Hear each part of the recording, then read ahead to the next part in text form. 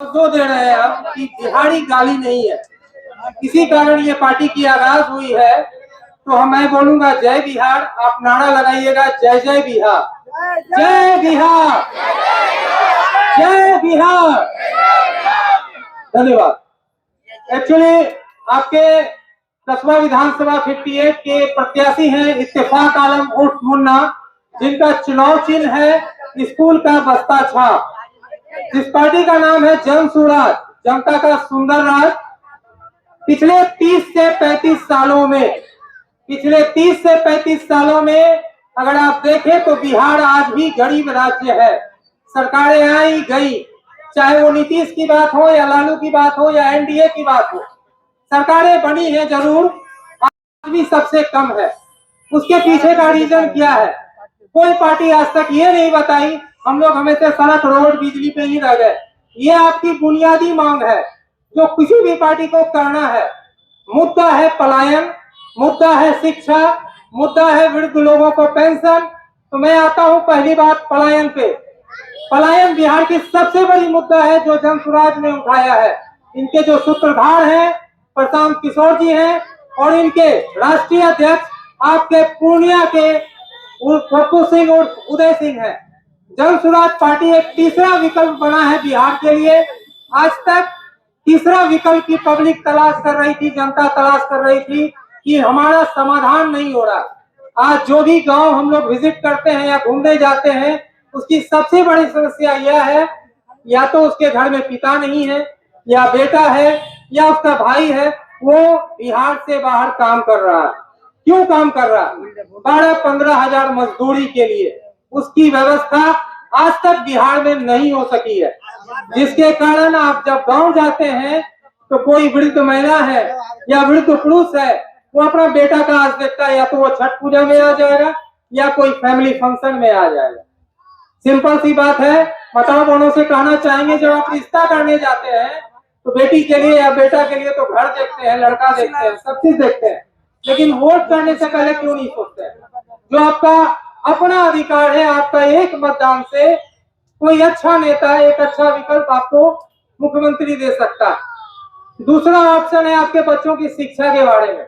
जो आज की शिक्षा बिहार सरकार की है वो गुणवत्ता लायक नहीं है। तो हमारे पार्टी का कहना है कि जो भी बच्चे 15 साल से कम आयु के हैं उनको प्राइवेट स्कूल मुहैया करवाया जाए, जिसके लिए 1-1 हजार रुपया मिलेगा।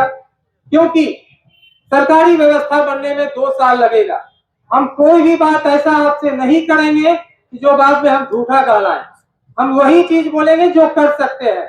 न्यूनतम मजदूरी 12 से 15 हजार का आपका लोकल एरिया में व्यवस्था करेंगे।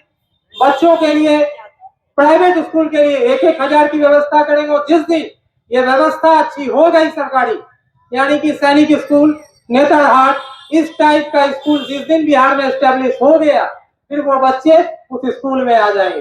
गुणवत्ता की शिक्षा, मुफ्त शिक्षा। तीसरा चीज वृद्धा पेंशन पे आ रहा है।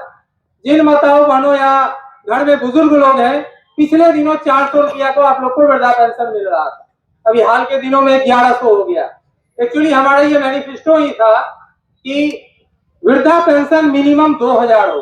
घर के वृद्ध या महिलाएं जो भी हैं या विकलांग जो भी हैं उनको 2000 न्यूनतम मिले। चौथी चीज, आपके जो महिलाएं स्किल है, जिनको काम करने का हुनर है, अभी हाल में हमारे मुख्यमंत्री जी ने 10,000 रुपया दिया। आप लोग दिल पे हाथ रख के बताइए 10,000 में कौन सा रोजगार हो सकता है? हमारी पार्टी का कहना है अगर आप बिजनेस करना चाहते हैं, आसान किस्तों पे 5 लाख ऋण मुहैया कराया जाएगा, जिससे आप कोई घरेलू उद्योग धंधा कर सकते हैं। नकदी फसल पे भी ध्यान रखा गया है, 2500 रुपया प्रति माह। तो हमारा एक मैनिफेस्टो है परिवार लाभ कार्ड, जिसके तहत प्रत्येक परिवार को 20-22 हजार रुपए उसके खातों पे आएंगे, जिससे उनका जीवन सुधर सके। घर का बेटा पति जो हड्डी गला रहा है बाहर में, वो बिहार लौट सके और घर देख सके। अब रही बात कस्बा विधानसभा की, ये जो मुद्दा है ये पूरे बिहार के लिए है, लेकिन जो कस्बा की जो बुनियादी ढांचा है जिसे सुधारने की जरूरत है, उसके लिए हमारे जो कैंडिडेट हैं जो आपके सामने मौजूद हैं, इत्तेफाक आलम उर्फ मुन्ना, जिनका क्रमांक संख्या 5 है, और स्कूल का बस्ता, ये चुनाव चिन्ह स्कूल बस्ता के पीछे भी एक रीजन है, ये चुनाव चिन्ह लिया क्यों गया है। गरीबी से निकलने का 3 ही रास्ता है। बड़े बड़े विद्वानों ने कहा है गरीबी से निकलने का 3 ही रास्ता है। पहला पूंजी, अगर आपके पास पूंजी है तो आप बिजनेस कर लोगे। दूसरा, आपके पास खेती है तो आप किसानगिरी कर लोगे, यानी खेती से भी अच्छी कमाई हो जाएगी। तीसरा, पढ़ाई, अगर आप अच्छे से पढ़ लिए तो नौकरी कर पाएंगे, अपने पैर पे खड़े उठ पाएंगे। लेकिन बिहार की सबसे बड़ी दुविधा यह है कि 70% आबादी आज भी गरीबी रेखे से नीचे है, ना तो उनके पास जमीन है ना पूंजी है। तो ऑप्शन आपके पास एक ही है, अगर आपका बच्चा पढ़ेगा, चाहे वो लड़का हो या लड़की, तभी घर की स्थिति सुधरेगी। तो मेरा कहना है, ये तो मैंने बिहार के अपने जो मेरे चुनावी मुद्दे हैं, बेसिक मुद्दे हैं, मैं उस पर चर्चा किया। लेकिन कस्बा की क्या प्रॉब्लम है, ये सारा चीज आपको हमारे माननीय विधायक जो बनेंगे आप लोग के दुआओं से, वो बताएंगे कि कस्बा का क्या सॉल्यूशन हो सकता है। माननीय विधायक जी से बात करें।